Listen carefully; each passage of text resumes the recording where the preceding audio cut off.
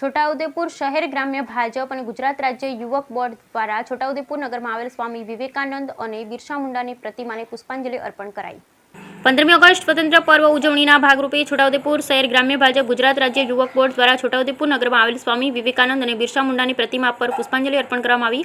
કાર્યક્રમની અંદર લોકસભા સાંસદ જસુભાઈ રાઠવા પણ જોડાયા। 15મી ઓગસ્ટ સ્વતંત્ર પર્વની ઉજવણીના પૂર્વ તૈયારીના ભાગરૂપે છોટાઉદેપુર શહેર ગ્રામ્ય ભાજપ ગુજરાત રાજ્ય યુવક બોર્ડ દ્વારા કાર્યક્રમનું આયોજન કરાયું, જેમાં સાંસદ જસુભાઈ રાઠવા, શહેર ભાજપ પ્રમુખ ભૂપેન્દ્રભાઈ ધોબી, તાલુકા ભાજપ પ્રમુખ કાળુભાઈ નાયકા, જિલ્લા ભાજપના ઉપપ્રમુખ દિનેશભાઈ રાઠવા, જિલ્લા ભાજપના ઉપપ્રમુખ દિનેશભાઈ રાઠવા, જિલ્લા ભાજપના યુવા નેતા સંગ્રામસિંહ રાઠવા સહિત મોટી સંખ્યામાં ભારતીય જનતા પાર્ટી શહેર ગ્રામ્યના કાર્યકર્તાઓ, હોદ્દેદારો અને યુવાનો જોડાયા। Bureau report Rehan Patel, Chhota Udepur.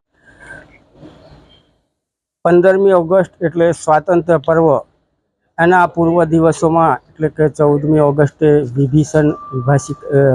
વિભીષિકા અને શહીદો જેમને દેશ માટે પોતાનો દેહ ન્યોછાવર કરી દીધા એવા શહીદોનો ફૂલહાર કાર્યક્રમ અને તિરંગા યાત્રા, આ કાર્યક્રમો છોટાઉદેપુર જિલ્લાના યુવાનો દ્વારા કરવામાં આવી રહ્યા છે। ત્યારે આજે અમે બધા તમામ મારા ભારતીય જનતા પાર્ટીના આગેવાનો અને યુવાનો દ્વારા